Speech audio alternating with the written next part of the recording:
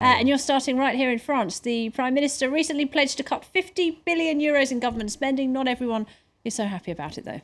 That's right. He's even having trouble convincing his own party. This is a day before Prime Minister Manuel Valls presents the budget cutbacks to Parliament, and he's under pressure from rebel socialist MPs who he's meeting today. They want him to amend his plan. There's numerous options on the table.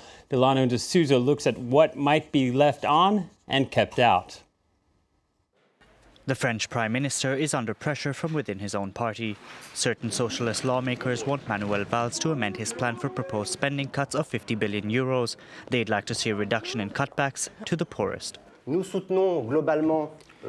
support the structure of the economic plan on the whole, but we think that for purchasing power, and especially for the poorest or retirees, and those dependent on government support, we'd like to protect their spending power. Manuel Valls faces a tough balancing act. France is under pressure from the European Union. It's already been granted a 2-year extension to bring the country's deficit to under 3% by 2015. On the other hand, he must also jumpstart the French economy, growing at a sluggish pace with an unemployment rate of around 11%. François Hollande's Responsibility Pact announced in January also risks being delayed. The French president had promised to cut payroll taxes by 30 billion euros in order to push job creation. The Responsibility Pact that will come into effect in 2015, it's directed at big companies. Can it come into effect for smaller businesses in 2015 and for big companies in 2016? Manuel Valls will present his deficit reduction program to Parliament on Wednesday. A vote is expected on the 29th of April. Let's move to Russia now. Prime Minister Dmitry Medvedev warned that financial sanctions imposed on his country in response to the Ukrainian crisis could not go unpunished. He added that Russia must set up an international payment system that would rival Visa and MasterCard after those companies withdrew their services from several Russian banks. Medvedev also pledged support for Russian companies affected by the sanctions. Now, this tension in Ukraine has been weighing on the markets. Let's take a look at Wall Street now, and we'll see that it hasn't dampened things too much. U.S. stocks are up. The S&P 500 set for a 6th day of gains. Investors still digesting a slew of earnings reports. Trading bolstered by figures from Netflix and Harley-Davidson, both of who topped expectations. Time now for a quick look at company news. The world's second biggest fast food chain missed expectations. McDonald's said profits dropped 5.2% for the first 3 months of the year. Earnings fell 4% to $1.21 per share.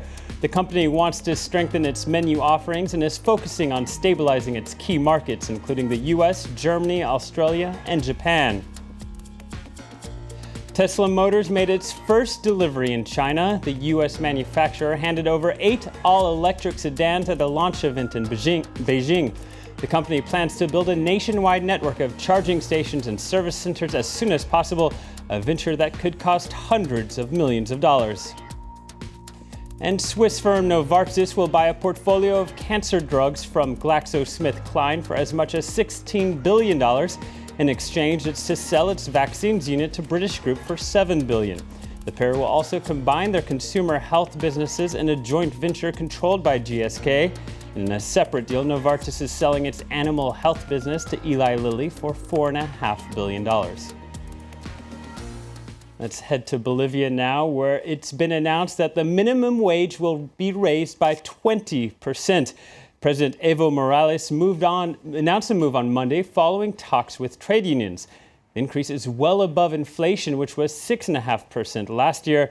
The move has been welcomed by the trade unions, but harshly criticized by the Employers Federation, who said they were left out of the negotiations. The minimum salary for public and private sector workers now will go up to 156 euros. Time now for one last story. It's the new most expensive restaurant in the world, and it's opening in crisis-hit Spain. For 1,500 euros, diners at Sublimotion will get a 20-course gastrosensory meal. Look at the table. Gastrosensory, it's an operator who will alter the decor based on people's reactions. Sublimotion will only seat 12 people at a time when it opens next month at Ibiza's Hard Rock Hotel. It's the latest project from Paco Roncero, one of Spain's most famous chefs.